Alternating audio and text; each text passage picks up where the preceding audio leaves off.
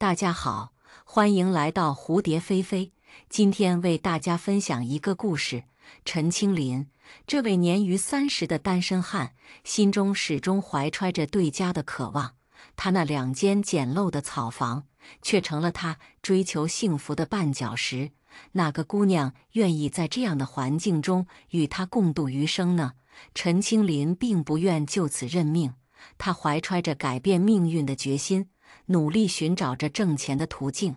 他日复一日的辛勤劳作，无论是田间地头的劳作，还是上山砍柴的艰辛，他都默默承受。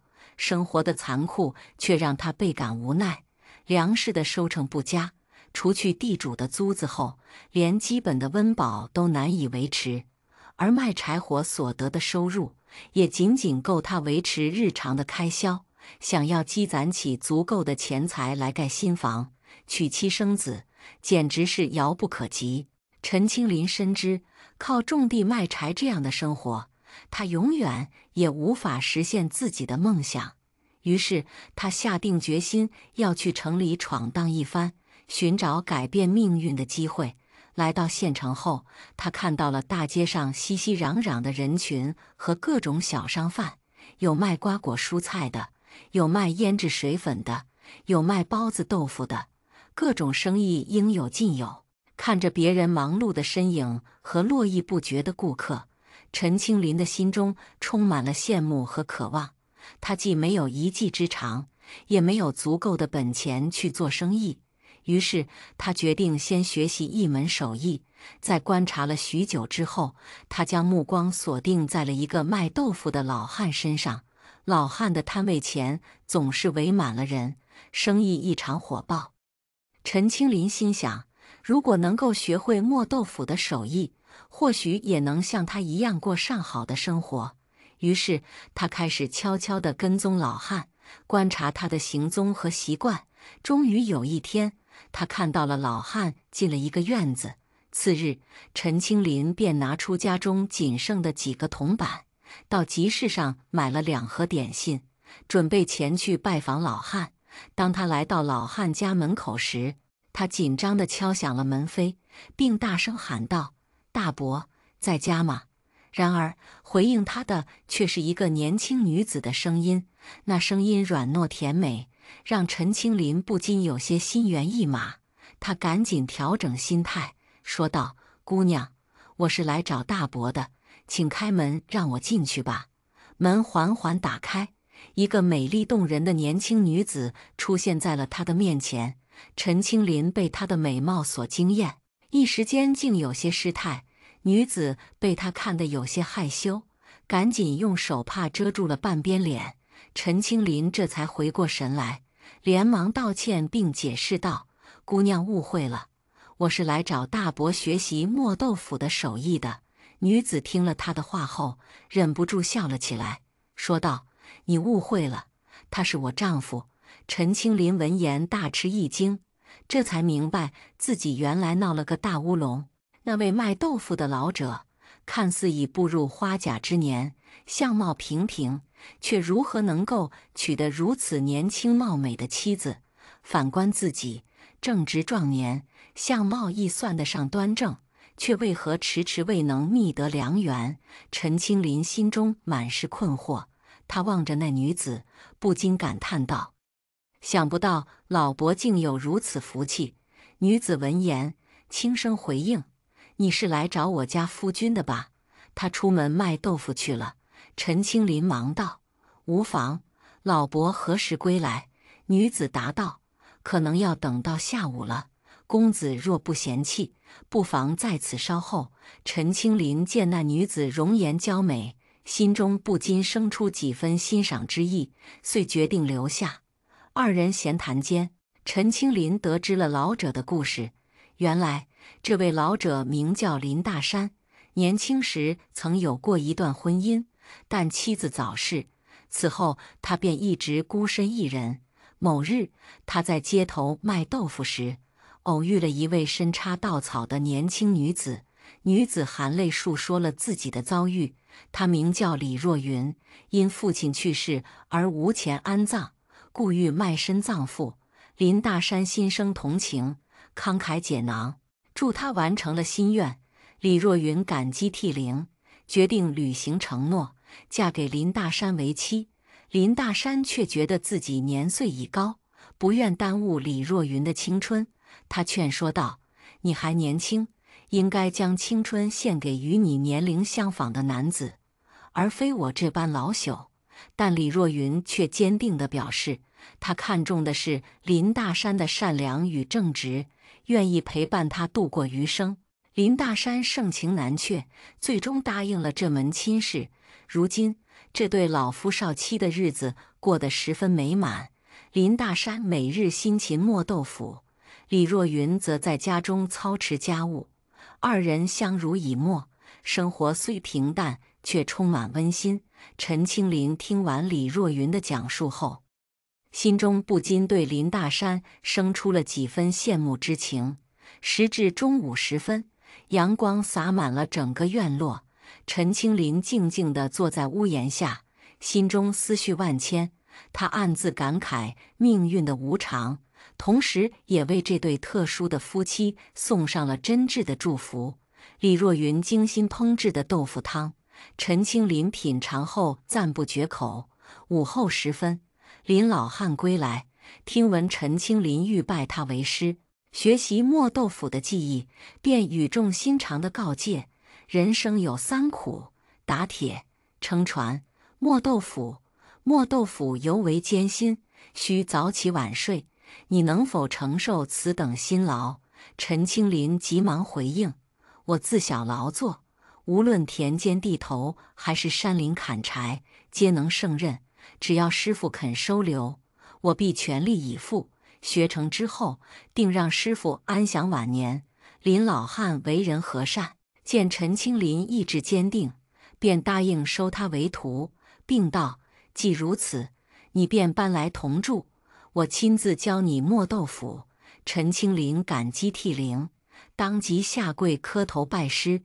自此，他便在林老汉家中定居，每日黎明即起，勤勉磨豆，早餐过后便挑担入市，售卖豆腐。陈清林头脑灵活，手脚勤快，磨豆腐的手艺也日渐精进。尽管他已掌握各道工序，但总觉得自己的豆腐与林老汉所磨的相比，仍有所不及。他心中暗自揣测，或许师傅有所保留，未将全部技艺传授于他。于是他更加留心观察林老汉磨豆腐的每一个细节，却仍未能发现其中奥妙，心中颇为困惑。林老汉见状，宽慰道：你已掌握磨豆腐的基本要领，所磨豆腐亦属上乘，你大可出师，独立门户。陈清林却坚持道：师傅，我尚有许多不足，所磨豆腐与师傅之作相差甚远，我仍需继续学习，精进技艺。林老汉笑道：熟能生巧，只要你用心琢磨，手艺自然会越发精湛。假以时日，你所磨豆腐定能超越今日。陈清林闻言，感激涕零，誓言要留在师傅身边，报答养育之恩，并为师傅养老送终。林老汉见他情真意切，便答应他留下。自此，陈清林更加勤勉，除了磨豆卖豆外，还时常协助李若云操持家务。每当李若云下厨，他便在一旁帮忙烧火；李若云洗衣时，他又忙着打水。两人相处融洽，如同一家人般亲密无间。李若云欣然接受了陈清林的援手，林老汉也视他如家人，对他的所作所为并未多加揣测。某日，林老汉因表哥离世而外出吊唁，家中仅留下陈清林与李若云二人。陈清林每日黎明时分便起身磨制豆腐，早餐过后便出门售卖，至中午时分已将豆腐售罄。他归家时，李若云已将午餐备妥。二人共进午餐后，陈清林便着手整理豆子，准备次日所需。李若云亦在一旁协助。尽管二人并非夫妻，但默契程度却丝毫不逊于夫妻。傍晚时分，陈清林外出购得1瓶烧酒与2斤卤牛肉，李若云则准备了汤与饼子。二人对面而坐，共进晚餐。李若云首次见陈清林饮酒，颇感好奇，问道：“你竟会饮酒？我从未见你饮过。”陈清林答道：“酒能解乏，亦能忘忧。”言罢，他倒了2杯酒，将其中1杯置于李若云面前。李若云推辞道：“我不会饮酒，你自饮便是。”陈清林劝道：“此酒尽小，不妨一试。”说着便举杯欲与他共饮。李若云仍坚持道：“我真的不会饮酒，不能喝。”陈清林将酒杯递到他手中，说道：“喝1杯，不会让你多喝的。”李若云盛情难却，遂闭眼将酒一饮而尽，随即咳嗽不止，眼中泛起泪花。陈清林忙为他倒上热水，递上手绢让他擦拭泪水。李若云果然不胜酒力，1杯酒下肚，脸颊便泛起红晕，宛如熟透的红苹果，全身一觉发热。陈清林关切地问道：“你没事吧？”李若云答道：“我说了我不会饮酒，你偏要让我喝，这下你见识了吧？”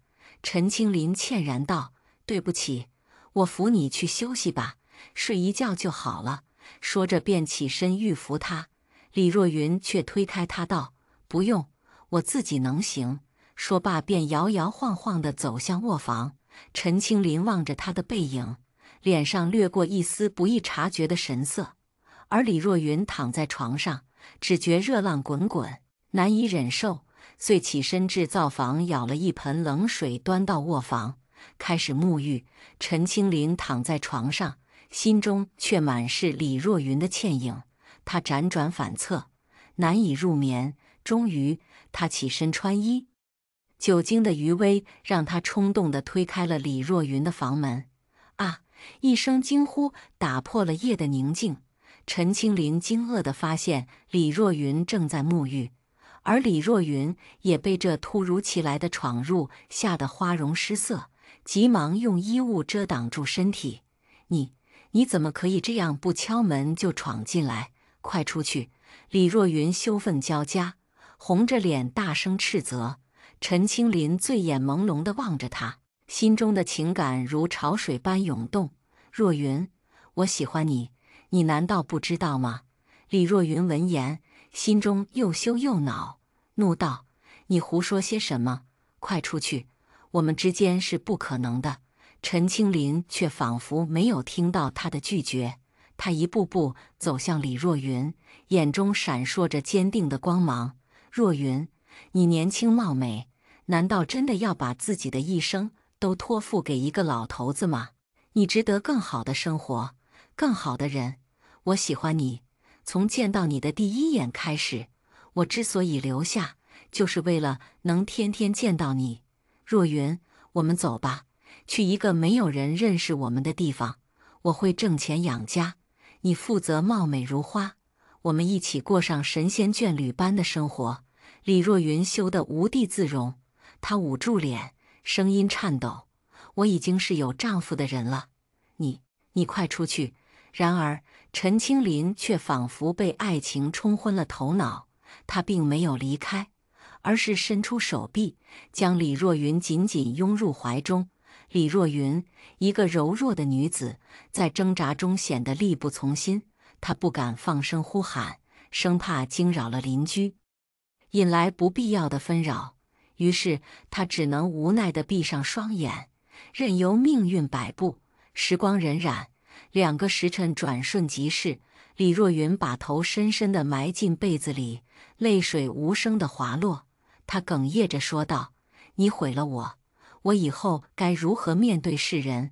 对方却深情地回应：“我爱你，这是情之所至，无法自持，怎能说是毁了你呢？请相信我，我会对你负责到底。趁他不在家，今晚我们就离开此地。我有一技之长，无论走到哪里都能养活我们。你放心吧。”李若云却坚定地摇了摇头：“不行，这样做就是忘恩负义，我不能跟你走。”对方继续劝说道：“难道你真的愿意守着他一辈子吗？他年纪那么大了，万一有个三长两短，你岂不是要孤独终老？跟我在一起，我们可以白头偕老，共度余生啊！”然而，他们的话语却被门外的林老汉听得一清二楚。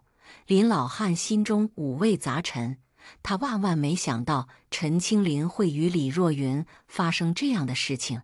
作为一个丈夫和男人，他自然感到愤怒和失望，但他并没有冲动地踹门而入，而是转身离去，独自回到房间沉思。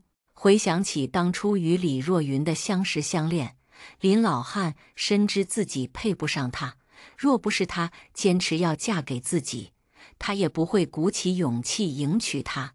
他一直担心自己给不了她想要的幸福，如今发生这样的事情，他觉得自己或许应该成全他们二人。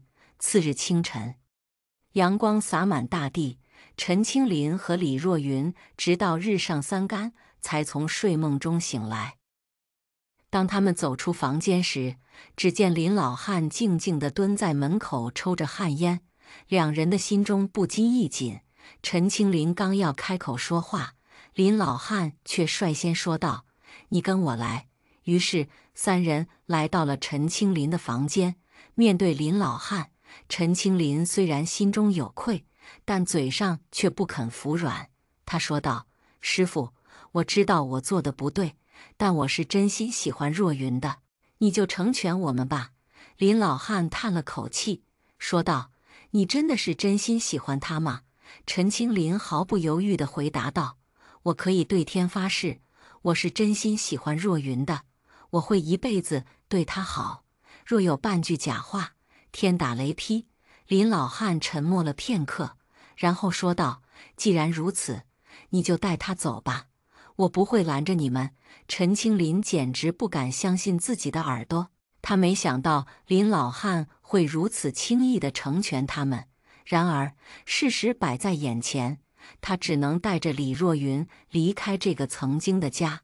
他心怀感激地对着师父说道：“师父的大恩大德，弟子铭记于心，永生难忘。”师徒二人又叙谈片刻，陈清林便匆匆赶往李若云的住所，欲将这份喜悦与她分享。然而，当他踏入李若云的房间时，眼前的一幕却让他心如刀绞。李若云已然悬梁自尽，身体冰冷，气息全无。林老汉目睹此景，亦是悲痛欲绝。他强忍悲痛，为李若云选购了一口上好的棺材，将其妥善安葬。就在众人准备盖上棺盖之际，李若云却奇迹般地睁开了双眼。众人惊惧之下，纷纷退避三舍。李若云缓缓坐起，一脸茫然地问道：“你们这是在做什么？我并未死去，只是沉沉睡去罢了。”众人闻言，这才稍稍安心。李若云死而复生，陈清林心中的喜悦无以言表。他深知这是上天赐予他们的第二次机会，他们必须好好珍惜。林老汉见状，也心生恻隐，取出一包银子递给二人，说道：“既然你们真心相爱，我便成全你们。拿着这些银子，离开此地，去过你们想要的生活吧。”二人感激涕零，收拾行囊离开了这个伤心之地。他们来到相邻的镇子，租下一处宅院，开设了一间豆腐房，生意兴隆，小夫妻恩爱有加，日子过得倒也惬意。然而好景不长，陈清林的身体日渐衰弱。他起初并未在意，只当是劳累所致。某日，陈清林上街售卖豆腐，待售罄准备归家时，忽觉眼前一黑，便栽倒在地。幸得好心人将他抬至医馆救治，郎中把脉之后，面露惊色道：“此人病入膏肓，恐难救治。”陈清林闻言，心如死灰，他哀求郎中道：“求您救救我吧，我定会报答您的恩情。”郎中却摇头叹息道：“老朽无能为力，你还是另请高明吧。”陈清林满心疑惑，自己一向身体康健，何以短短半年间便病入膏肓？他浑浑噩噩地走出医馆，脸上满是绝望之色。他没有回家，而是漫无目的地走向镇外，来到一处僻静之地，蹲在地上放声痛哭。就在这时，一位白发老者路过此地，见陈清林痛哭不已，便上前询问缘由。陈清林抬头望去，只见老者仙风道骨，不似凡人。他将自己的遭遇一五一十地告诉了老者，希望老者能指点迷津。老者却语出惊人：“问题出在你妻子身上，正是她害了你。”陈清林闻言，心中满是疑惑与不解：“我与妻子情深意重，她怎会害我？你休要胡言乱语。”老者却不为所动，掏出一面铜镜递到陈清林面前：“你若不信，便自己来看。”陈清林虽不明所以，但好奇心驱使下，还是凑近铜镜一探究竟。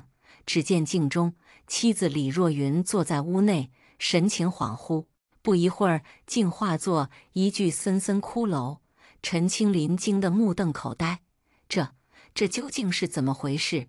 他怀疑是老者在搞鬼，但老者却平静地说：“她并非你真正的妻子，而是个色鬼。”陈清林惊恐万分：“你说的可是真的？她为何要害我？那我真正的妻子又去了哪里？”老者叹息道：“这些你只能去问她了。”陈清林觉得老者绝非寻常之辈，连忙跪下求救。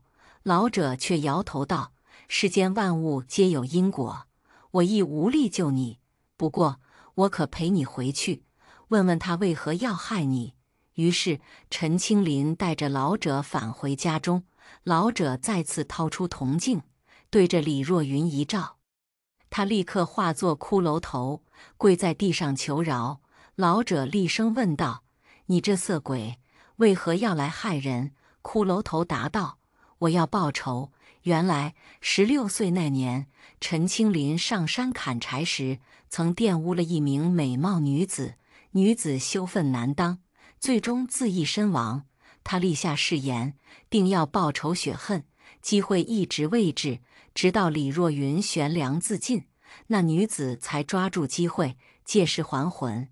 半年间，他消耗了陈清林身上所有生机，如今陈清林已命悬一线。”老者听后叹道：“原来如此，你也是个可怜之人。”他又转向陈清林说道：“自作孽不可活，谁也救不了你。”陈清林跪在地上痛哭流涕，不停忏悔。骷髅头怒道：“你这个畜生，不仅玷污了我，还继续作恶多端，忘恩负义，今日我便送你下地狱。”说着，便一头撞向陈清林。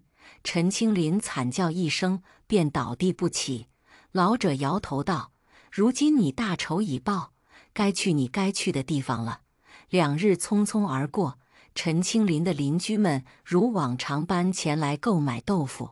然而，当他们踏入陈清林的家中时，却惊愕地发现陈清林已躺在地上，毫无生气。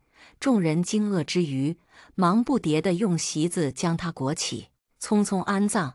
至于林老汉，自陈清林与李若云离去后，他也悄然消失，仿佛人间蒸发，无人知晓其去向。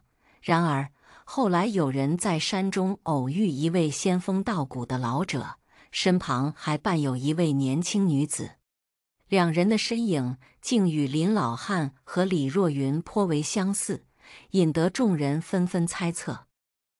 民间故事：长工贪淫，见小妾独自一人，他悄悄拿出猪骨头。明朝年间，安彭镇中，楚霸天之名如雷贯耳。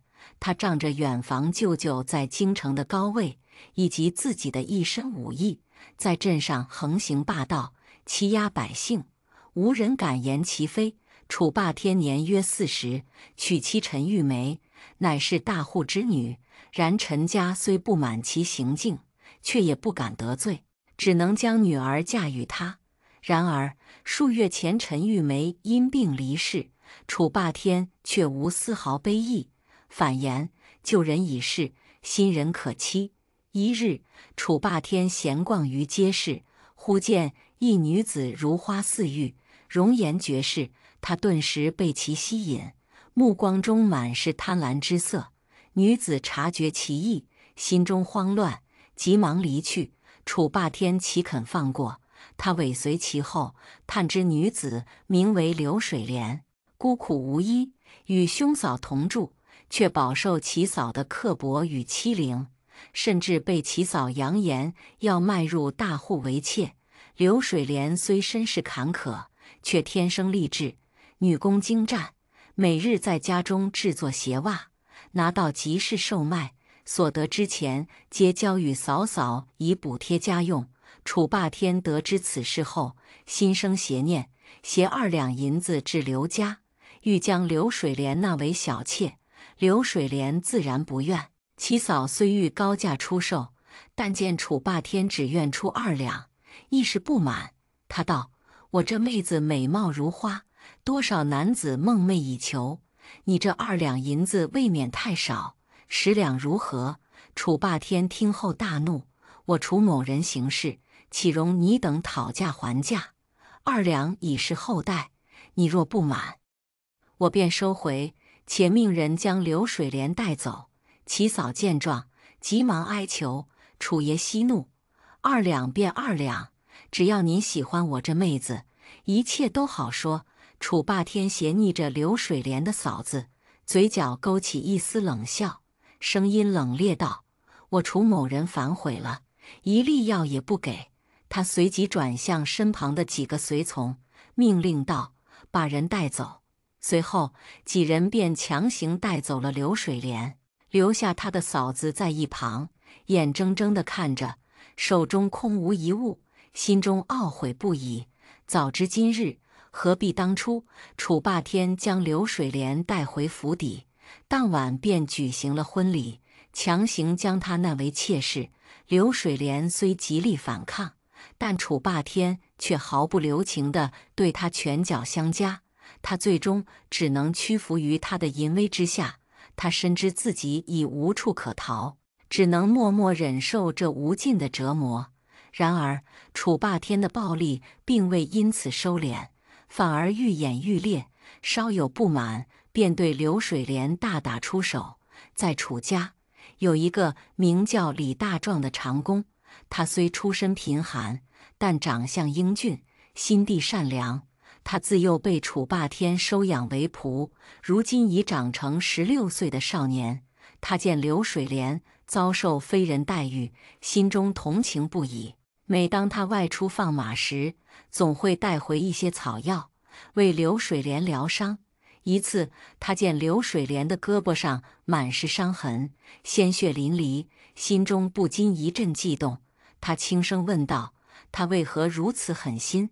说着，便将草药嚼碎，敷在刘水莲的伤口上。刘水莲泪眼婆娑地诉说道：“他每日都对我拳打脚踢，我实在是受够了。这样的日子，我宁愿死去。”李大壮安慰道：“活着总比死了好，你要坚强些。”正当2人交谈之际，楚霸天突然归来，见状大怒，上前揪住刘水莲的头发，又是一阵暴打。刘水莲痛得哀嚎不已。李大壮见状忍无可忍，大声喝道：“他已经伤成这样了，你为何还要打他？”楚霸天怒目圆睁，恶狠狠地盯着李大壮，骂道：“你这个贱奴，竟敢管我的闲事！”说着，便对李大壮也动起了手。李大壮虽年轻力壮，但毕竟是楚家的下人，只能默默忍受这无端的羞辱。面对楚霸天的暴行，李大壮无力还手，只能抱头躲避，然而仍无法避免遍体鳞伤。刘水莲目睹这一切，心中五味杂陈，却不敢多言，因为他深知楚霸天的霸道。楚霸天愤怒地咆哮：“你这贱仆，竟敢顶撞我！”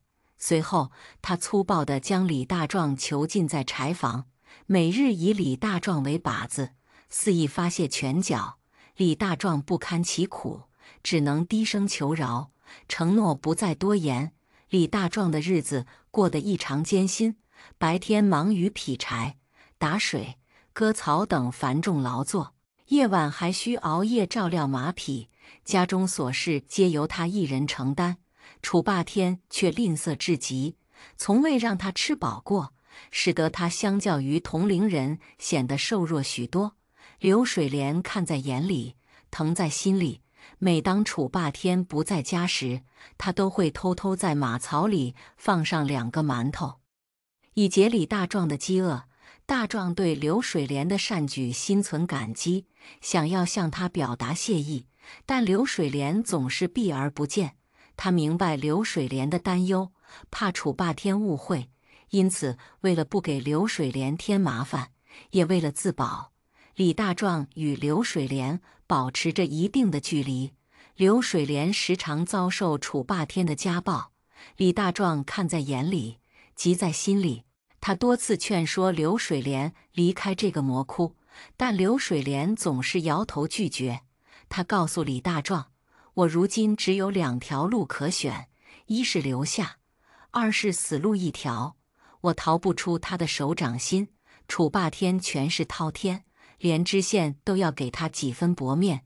即便我逃走了，他也会想尽办法将我找回，到时候只会连累你。”李大壮焦急地问道：“难道你真的打算与他共度余生？”刘水莲含泪回答：“这是我的命，你无需多管。”李大壮坚定地说：“水莲姐，若不是你每晚偷偷给我馒头充饥，我恐怕早已饿死。你如此善良，我怎能忍心看你受苦？你若不愿离开，我也不勉强，但我会在这里陪你共度难关。”李大壮深情地凝视着刘水莲：“你正值青春年华，又如此美丽动人，若留在此地，恐难逃他日之劫。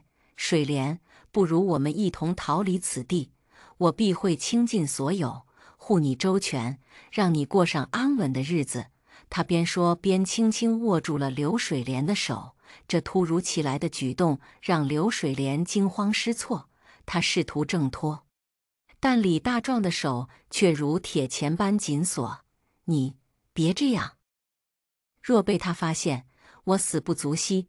但你还年轻，未曾婚配，人生还有许多美好等待你去体验。”刘水莲心中慌乱，脸颊泛起一抹羞红。“放开我，以后别再这样了。我已是他人之妻，自当从一而终。你还是去马棚吧。”刘水莲的话让李大壮心如刀绞，他缓缓松开他的手，低声说：“你若不走，我便在此守候。”随后，他转身离开了刘水莲的卧房。李大壮心情沉重地躺在马棚里，望着满天的星辰，思绪万千。直到5更时分，他才勉强有了些许睡意，但想到还有许多工作要做，便早早起床。此时，刘水莲已为他准备好了早餐，一碗热腾腾的稀粥放在桌上。李大壮默默吃完，便去割草了。由于一夜未眠，李大壮疲惫不堪，他躺在一棵大树下小憩，刚闭上眼睛，便听到一阵嘶嘶声。他猛地惊醒，只见头顶的树枝上，一条灰蛇正被一只刺猬紧紧缠住。刺猬的刺已经深深扎入蛇的身体。李大壮目睹了眼前这一幕，惊恐之下，他迅速从地上跃起。那条蛇再次发出痛苦的嘶嘶声，他无暇细想，迅速捡起一根木棍，向那只刺猬挥去。刺猬受到惊吓，立即松开了蛇，匆忙逃离。而那条蛇伤势严重，从树枝上跌落，几乎触及了李大壮的身体。李大壮见小蛇伤势严重，心生怜悯，他急忙找来一些草药，细心地敷在蛇的伤口上，然后用麻叶子包裹，再用麻绳紧紧缠绕，最后将它安置在一片茂密的草丛中。他因忙于救治小蛇，中午都未归家用餐，直至傍晚才返回。回到家中，楚霸天已先他一步归来。楚霸天一见他，便找茬挑衅：“我外出这几日，你是不是偷懒了？”李大壮心知不答必会激怒他，便回应道：“我每日起早贪黑，哪有时间偷懒？”楚霸天对他的回答并不满意，一脚将他踹开，怒喝道：“滚！今晚你别想吃饭！”李大壮饥肠辘辘，却只能强忍。他来到马棚，扒开稻草，取出2个馒头，狼吞虎咽地吃下。随后，他又从水桶中舀起一瓢水，一饮而尽，这才稍微缓解了饥饿。然而，他躺在床上，却辗转反侧，难以入眠。他的心中、脑海里全是刘水莲的身影。他深爱着她，不愿她受苦，但刘水莲却不愿随他离去，这让他心中痛苦难当。想到楚霸天对刘水莲的种种折磨，李大壮的眼眶不禁湿润。直到深夜，他仍无法入睡，于是他起身准备去茅房。刚走出马棚，他便听到刘水莲凄厉的惨叫声，那声音令人毛骨悚然。李大壮心中一紧，头脑一片空白。他迅速抓起一根木棍，冲向刘水莲所在的房间。他一脚踹开房门，冲入卧房，只见楚霸天正对刘水莲施暴。刘水莲衣衫不整，头发凌乱，脖子上青紫一片，还在往外渗血。李大壮不知哪来的勇气，竟对楚霸天大喝一声：“住手！”楚霸天见是李大壮，怒喝道：“滚！你这小子竟敢插手我的家事，真是活得不耐烦了！”楚霸天怒气冲冲地从床上跃下，一脚踢向李大壮。李大壮毫不退缩，坚定地说：“你若有气，尽管朝我来，别对水莲姐动手。她是你明媒正娶的妻子，你怎能如此待她？”楚霸天咆哮道：“她不过是个无足轻重的妾室，哪配称妻子？我想打就打，想骂就骂，只要我高兴，还不快滚开！”李大壮早已对楚霸天的行为忍无可忍，今日他决心站出来。他大声反驳：“别的男人娶妻都是疼爱有加，而你却如此折磨他。你若不爱他，何不放手，给他一条生路，也为自己积点德？”楚霸天怒不可遏：“我乐意，她是我的女人，我为何要放她走？你这黄毛小子，别不知好歹！”他一把夺过李大壮手中的棍子，高高举起欲打。李大壮见势不妙，转身就跑。月色皎洁，李大壮逃到村子东边的小河旁，坐在河边沉思。突然，一个白发苍苍的老太太出现在他眼前。这老太太面生得很，李大壮从未见过。他好奇地问：“老奶奶，您是哪个村子的？这么晚了，为何在此？”老太太微笑着反问：“你呢？这么晚了，为何也在这里？”李大壮见老太太和蔼可亲，便将楚家的事情一五一十地告诉了她。老太太叹息道：“男怕入错行，女怕嫁错郎啊！嫁错了就是一生的苦楚。”李大壮愤愤不平地说：“水莲姐是被楚霸天强抢来的，她不仅美丽，而且心地善良，是个难得的好女子。但楚霸天不珍惜她，只把她当作玩物，每天对她拳打脚踢，早晚有一天她会死在他手里。”老太太听后，从袖中掏出一根猪骨头，递给李大壮：“拿着这个去做你想做的事，若有人欺负你，就……”他手中紧握着一物，轻轻递给了李大壮，并轻声说道：“用这猪骨头去应对他吧。”李大壮接过那看似平凡的猪骨头，心中满是疑惑。他正要开口询问，老太太却先一步解释：“你或许不记得，前几日你在山中救下了一条小蛇，那其实是我的孙儿。今日我特地前来，是为了报答你的恩情。”原来这位老太太并非凡人，而是一位蛇仙。那日李大壮救下的小蛇，回去后向他的祖母，也就是这位老太太讲述了此事。老太太听后，对李大壮的善举深感感激，于是决定亲自前来道谢。他手中的猪骨头并非寻常之物，而是大蛇用其灵气凝聚而成，具有神奇的力量，足以制服楚霸天。李大壮将猪骨头小心翼翼地收入袖中，向老太太深深一揖，表达了他的谢意。老太太微笑着说：“无需言谢，这是你善良应得的回报。”话音刚落，他便化作一缕青烟，消失得无影无踪。李大壮回到家中，心中却久久不能平静。次日清晨，楚霸天如常外出，而李大壮则决定不去劳作，而是买了一壶酒，想要借酒壮胆，去做一件他一直不敢做的事情。他来到刘水莲的房前，却意外地发现她正在木盆中沐浴。他忍不住惊呼一声，惊扰了刘水莲。他羞红了脸，嗔怪道：“你怎可如此无礼？没看见我正在沐浴吗？”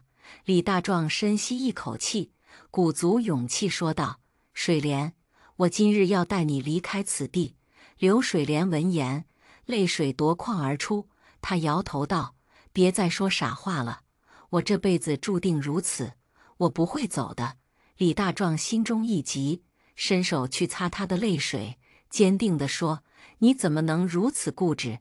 我可以带你到一个他找不到的地方，我们两人好好生活，生儿育女，那该是多么美好的事情啊！”刘水莲虽然害羞，但也被李大壮的话所打动。她挣扎着想要推开他，但李大壮却紧紧抱住她，不让她离开。最终，刘水莲放弃了挣扎，将头埋在他的胸口，听着他有力的心跳声。李大壮深情地看着她，说道：“水莲，我要你做我的妻子，你愿意吗？”他的手臂逐渐收紧，仿佛要将她融入自己的怀抱中。刘水莲在半推半就之间，最终接受了李大壮的深情。刘水莲此刻感到身体仿佛被抽空了所有力气，她望着满脸满足的李大壮，语气中带着责备：“大壮，你怎能如此鲁莽？在这光天化日之下，若被楚霸天知晓，我们二人都将命悬一线。我年岁已高，生死倒也无妨，可你正值青春，未来还有无限可能啊！”李大壮紧紧抱住刘水莲，坚定地说：“水莲，你既已是我的人，我必会护你周全。那楚霸天虽凶狠，但在我眼中，他对你构不成威胁，你且安心。”刘水莲焦急地摇头：“你自身都难保，谈何保护我？楚霸天武艺高强，心狠手辣，他什么事都做得出来。”他用力推开李大壮，催促道：“快些起来！他若此刻归来，我们可就真的完了。”李大壮却不为所动，他平静地说：“他今日外出，不到夜晚不会归来。即便他此刻回来，我也无惧，因为我已决定娶你为妻。”刘水莲看着李大壮那满不在乎的模样，心中焦急如焚，几乎要落下泪来。“大壮，你听我说，快些起来！今日之事就当从未发生过。”话音未落，房门突然被一股巨力踹开，楚霸天手持尖刀，满脸怒容地冲了进来。他双眼通红，怒吼道：“果然如此！你们这对奸夫淫妇，今日我定要取你二人性命！”李大壮迅速将刘水莲护在身后，从枕头下摸出那根猪骨头，猛地朝楚霸天砸去。楚霸天被这一击击中，顿时眼神涣散，倒在地上，随后竟变成了一只土狗，叼起骨头便逃之夭夭。李大壮看着手中的骨头，心中震惊不已。他没想到这根骨头竟有如此神力，能将楚霸天变成狗。他忍不住放声大笑。刘水莲则吓得将脸埋在李大壮的胸口，不敢看。李大壮轻轻抬起他的脸，温柔地说：“宝贝，没事了。楚霸天已经变成了一只狗，以后我们可以堂堂正正的在一起了。”刘水莲一脸迷茫，不知发生了什么。李大壮将大蛇给他猪骨头的事情一五一十地告诉了他，刘水莲这才露出笑容，紧紧抱住李大壮，两人深情相拥，再次沉浸在了爱的海洋中。而楚霸天则变成了一只看家狗，他的那些小弟也因犯事被官府捉拿归案。李大壮与刘水莲两位情深意切的伴侣，终于携手步入了婚姻的殿堂，共同开启了他们甜蜜而亲密的夫妻生活。随着楚霸天这个曾经横行霸道的恶势力的消失，当地百姓也迎来了久违的安宁与和谐，过上了平静而幸福的生活。民间故事：舌尖。柳林镇西5里，巍峨的大山之下，两间简陋的木屋静静伫立，这便是柳长生的栖身之所。柳长生年方20有余，容貌俊逸，堪称当地之翘楚。然而命运多舛，他自幼孤苦，家境贫寒，仅靠耕种地主家的田地勉强维持生计。2年前，柳长生前往林财主家交租，不料被林家小姐一眼相中，执意要嫁他为妻。林家乃柳林镇之巨富，家财丰厚，生活优渥。然而林家小姐相貌平平，故迟迟未能觅得佳婿。林小姐对柳长生一见钟情，林财主疼爱女儿，遂开出优厚条件，欲招柳长生为婿。柳长生虽家境贫寒，却不贪图富贵。他之所以应允这门亲事，实因家中贫寒，尚未娶妻。他深知不孝有三无后为大，故对林小姐之丑陋并不介意，只盼能共育子女，以为父母在天之灵。柳长生入赘林家后，对妻子体贴入微，对岳父母恭敬孝顺。林财主对此颇为满意，以为得婿如此，实乃幸事。然而天有不测风云，成亲仅数月，林小姐竟暴毙身亡。林财主夫妇悲痛欲绝，不明女儿何以突然离世。他们疑心柳长生乃不祥之人，克死了女儿，遂将其逐出家门。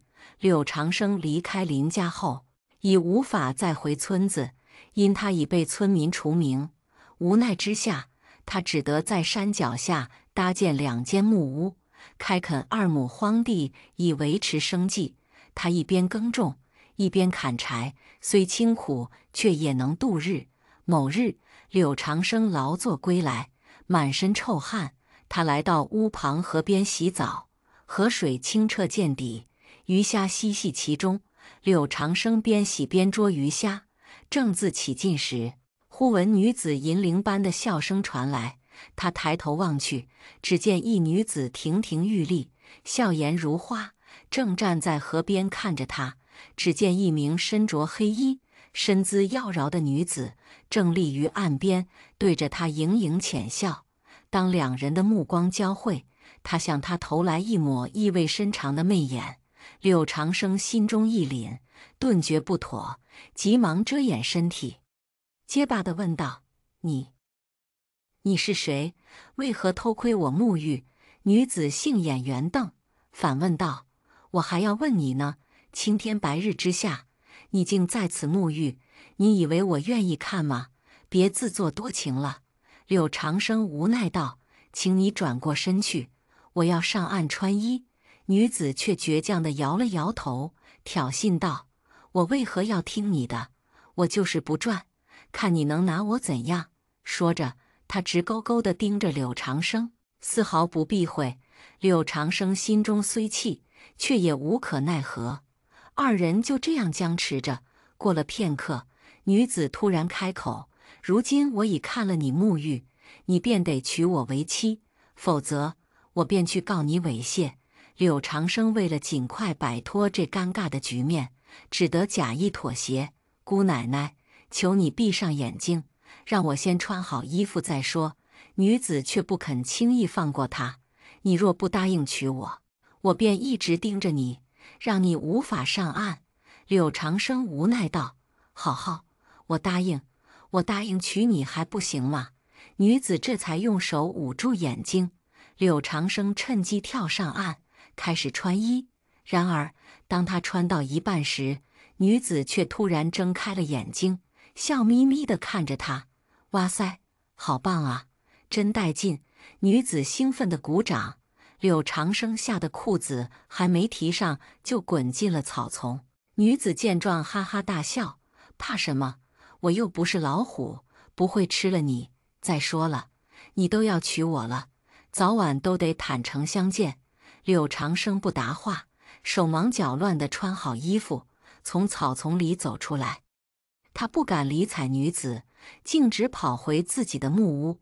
女子却紧随其后，也来到了木屋。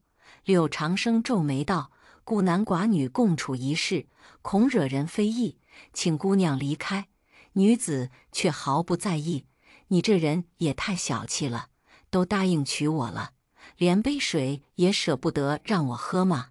柳长生心中急切地希望这位女子能尽快离去，于是他盛了一碗清水递于她，轻声说道：“请饮下此水，速速归家去吧。”女子并未接过那碗水，而是轻启朱唇，道：“你既已应允娶我，又何须问及我之名姓？”她自称蓝水莲，芳龄18，居于柳林镇郊外，家中唯有一名女仆相伴。说罢，他转而询问起柳长生的身世。柳长生为了让他知难而退，便坦诚相告：“我昔日曾是林家的赘婿，与林小姐结为连理不过数月，她便不幸离世。林家之人皆言是我克死了她，遂将我逐出家门。我实不愿再累及他人，此生已无意再娶。”蓝水莲听后却是不以为意，她说道：“那不过是林小姐福薄，怎能归咎于你？我偏不信这些。你既让我窥见了你沐浴之姿，便须对我负责到底，否则我便去李正那里告你。”面对如此妩媚而又主动的女子，柳长生心中虽有所动，但一深恐害了她。他叹道：“蓝姑娘，我身无分文，你若是嫁给我，只怕会吃苦受累。”蓝水莲却坚定地说：“我不怕吃苦，我就是要嫁给你。”言罢，她竟主动投入柳长生的怀抱。2个时辰后，蓝水莲心满意足地离去。柳长生回想起方才发生的一切，恍若梦境，他不禁疑惑重重：如此美貌的蓝水莲，为何偏偏要嫁给自己呢？他思来想去，终是不得其解，便不再深究。自从与蓝水莲有了那亲密的接触后，他的心便再也无法平静，脑海中总是浮现出蓝水莲那妩媚动人的身影。次日，蓝水莲再次登门造访，柳长生对他的到来已不再抗拒，反而有了一种莫名的亲近感。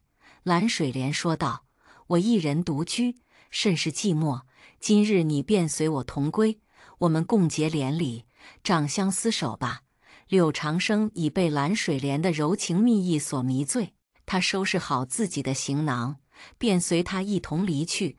蓝水莲的宅子位于柳林镇外，占地甚广，且颇为新颖。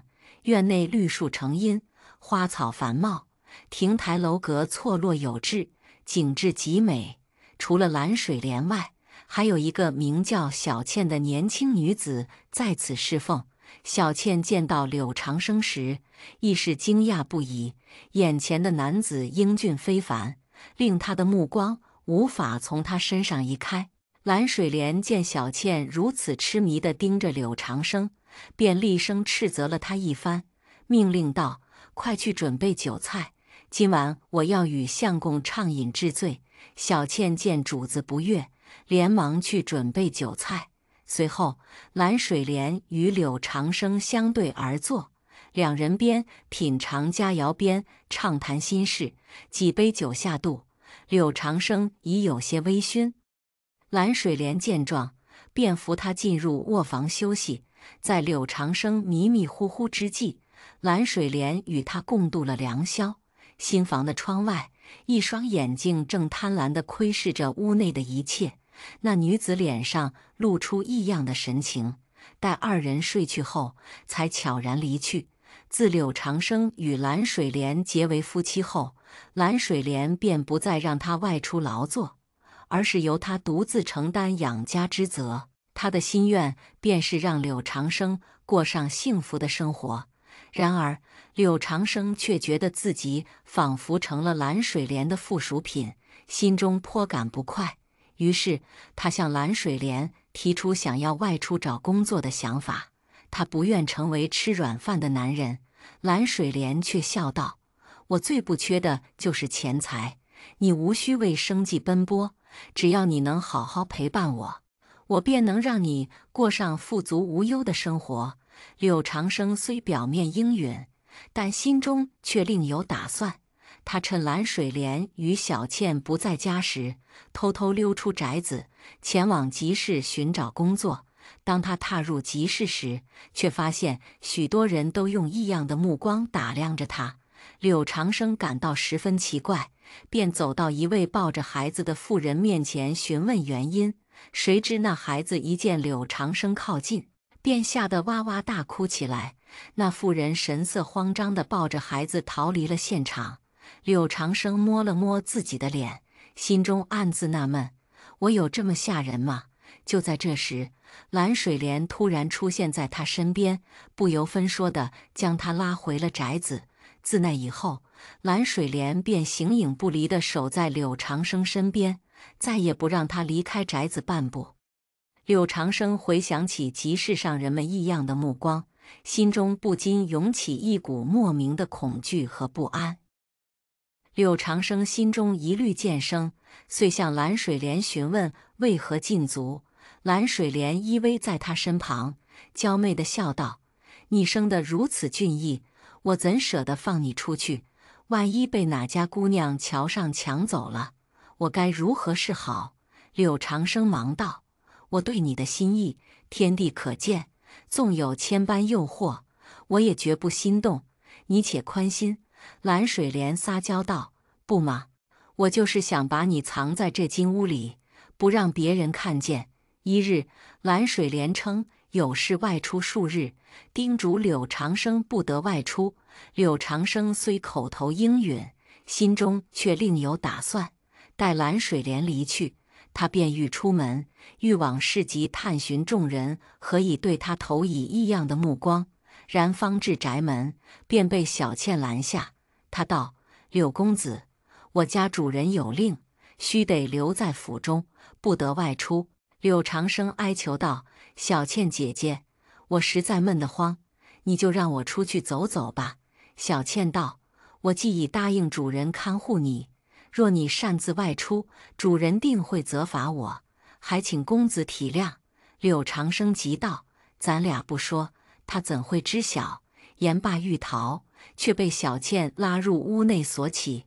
柳长生堂堂男儿，竟被一女子所制，心中甚是不甘，却又无可奈何。一个时辰后，小倩携数碟小菜与一壶美酒入房，笑道：“今晚我陪柳公子小酌几杯，以解烦闷。”柳长生心情郁闷，举杯便饮，甫饮一杯，便觉浑身燥热，汗流浃背。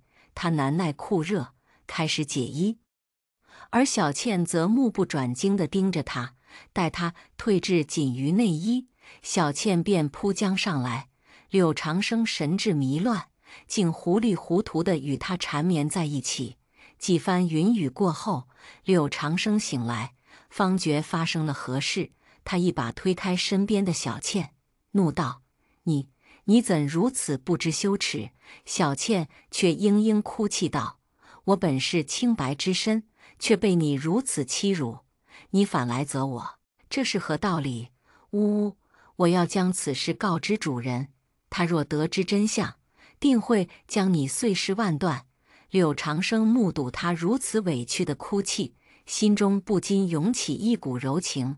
他轻声说道：“我酒后失态，铸成大错，实在对不起，是我错了，请你不要告诉娘子。”小倩泪眼婆娑，哽咽着回应：“我可以不告诉他，但你必须对我负责。”柳长生面露难色，问道：“你要我怎么负责？”小倩贴近他的耳畔，低声细语了一番。柳长生听后脸色骤变，断然拒绝：“不行，这样做岂不是错上加错？”小倩闻言，泪水再次夺眶而出，她哽咽着说：“你知道吗？自从我第一次见到你，我就对你心生情愫。我不在乎名分，只希望你能陪陪我。等他回来，我们就当什么都没发生过。”然而，无论小倩如何哀求，柳长生始终坚决拒绝与他再有任何瓜葛。小倩终于怒了，她愤然说道：“你同意也好，不同意也罢，我认定你了。”说完，她再次紧紧抱住了柳长生。柳长生昔日体魄强健，扛起一头肥猪亦不在话下。然而，如今他却连寻常女子之力也不及，屡次遭受羞辱，心中愧疚于蓝水莲，日夜期盼他早日归来。在一个电闪雷鸣的夜晚，小倩再次潜入柳长生的卧房。柳长生愤怒地喝道：“小倩，你休要胡来！若再如此，我便将此事告知你家主人，看他如何处置你。”小倩冷笑回应：“我自小便跟随主人，我们情同手足，你又能如何？他岂会信你？”言罢，又是一阵冷笑。面对这般无耻女子，柳长生束手无策，只得再次屈服。正当二人缠绵之际，一道金光闪过，蓝水莲突然出现在房间内。她怒斥道：“小倩，你这贱人，竟敢勾引我的男人！今日我定要让你碎尸万段！”说罢，便朝小倩扑去。小倩从床上跃起，怒道：“我们本是师姐妹，你却将我当作佣人使唤，凭什么你能享受人间欢爱，而我却不能？”二人随即挥舞长袖，激战在一起。柳长生见状，欲趁机溜走，二人见状，便放下彼此，转而围攻柳长生。就在这时，一位白衣女子飘然而至，她长袖一挥，便将柳长生收入袖中。蓝水莲和小倩见状大惊失色，联手对付白衣女子。然而，他们根本不是白衣女子的对手，几个回合下来便被打倒在地。白衣女子喝道：“蓝水莲、小倩，你们还不快现出原形！”蓝水莲抹去嘴角的血迹，冷笑回应：“我们井水不犯河水，你为何处处与我作对？”白衣女子道：“你不好好修炼，却跑到这里害人，我岂能坐视不理？”原来这蓝水莲和小倩乃是池塘中的百年水蛇，二人是姐妹相称。小倩因法力不及蓝水莲，常被当作丫鬟使唤。蓝水莲为修炼回春术，便带着小倩来到柳林镇附近。他们以法力为媒，幻化出一座宏伟的府邸，作为寻找目标的居所。某日，蓝水莲漫步至河畔嬉戏，恰逢柳长生在河中沐浴。他一眼便被柳长生那俊朗潇洒的容颜与强健的体魄所吸引，遂心生爱意，执意要柳长生娶她为妻。柳长生与蓝水莲结为连理后，蓝水莲便利用柳长生的阳气修炼回春术，致使柳长生日渐消瘦，形容憔悴。每当他步入市集，众人皆以异样的目光打量他。孩童亦因他的模样而惊惧啼哭。小倩眼见蓝水莲每日修炼，心中颇感不平，遂趁蓝水莲不在之际，占有了柳长生，亦借此修炼回春术。然而，二人的阴谋终被白衣女子识破。二人非但不悔，反而相视一笑，联手向白衣女子发起攻击。白衣女子不再忍让，张口吐出一团烈焰，将二人团团围住。二人惨叫一声，跌倒在地，随即化作2条花蛇。白衣女子轻挥衣袖，将二蛇吸入袖中，随即消失无踪。数年后，深山之中，柳长生背负一男童，手牵一女娃，高声呼唤：“孩他娘，孩子饿了要吃奶，快些出来！”话音未落，一白衣女子飘然而至，落在众人身旁，嗔怪道：“真是烦人！孩子要吃奶也来找我，耽误我修炼。”柳长生笑道：“不找你找谁？你可是孩他娘。”以上就是本期视频的全部内容。如果您有任何感兴趣的话题，可以在评论区留言告诉菲菲。